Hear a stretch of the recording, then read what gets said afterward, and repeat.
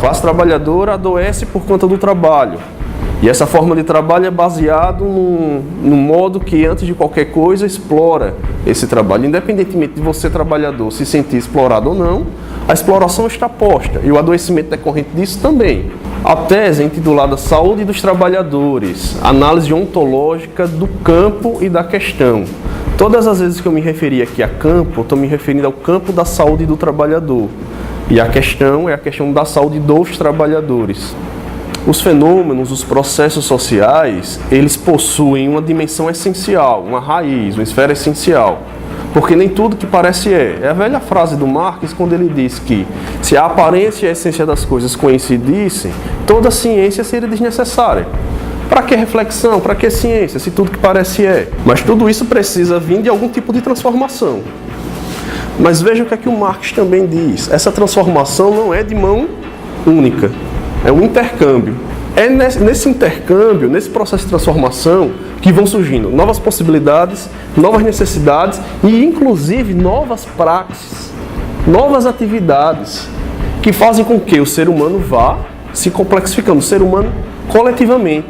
E isso vai se dando de uma forma que a sociedade pode se desenvolver coletivamente, tecnologicamente, ou pode, inclusive, como foi acontecendo ao longo da história, contraditoriamente se desenvolvendo e se destruindo.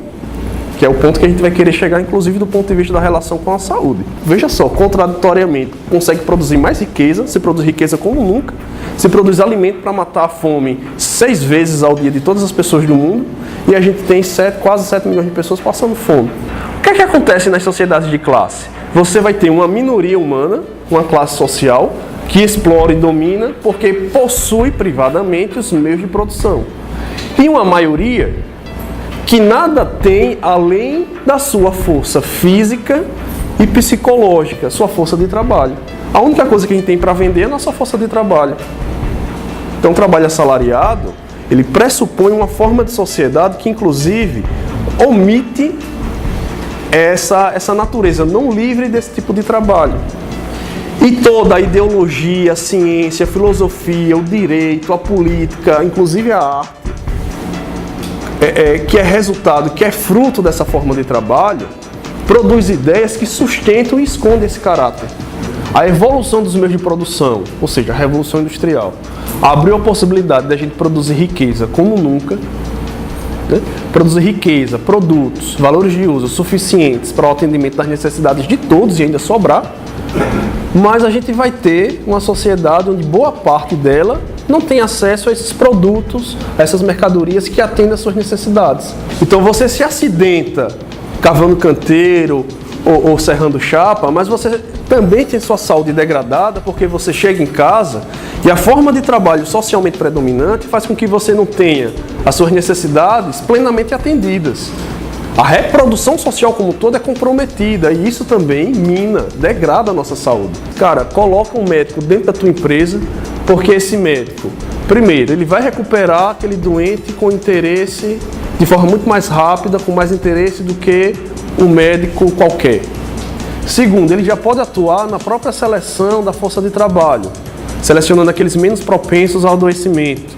E pode até fazer algumas coisas preventivas, para evitar que essa peça da engrenagem do processo produtivo, o trabalhador, se desgaste de forma tão rápida.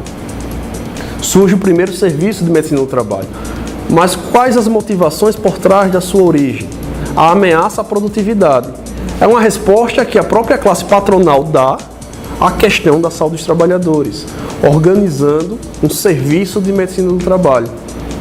Tem um discurso burguês que diz o seguinte: se você trabalhar duro, você vai enricar. Qual o segredo da prosperidade? Trabalhe duro. Trabalhando ninguém enrica. Trabalhando você sempre está mais pobre.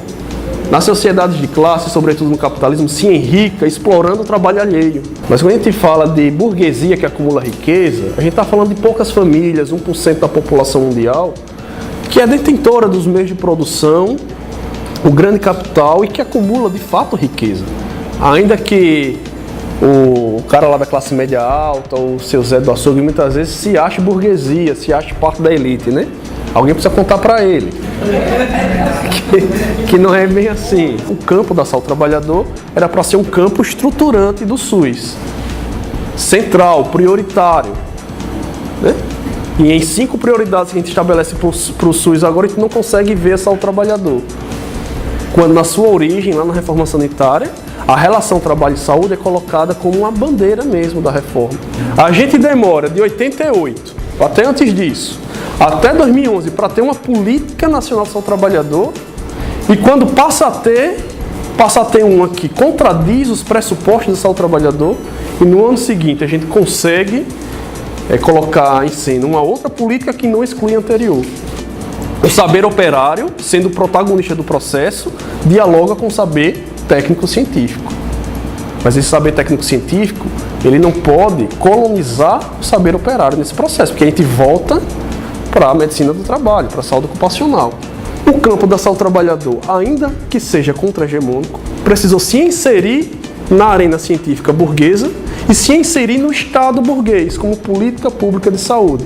E ao fazer isso, ele precisa assumir limites, dizer, olha, esse é meu objeto de estudo, esse é meu objeto de intervenção.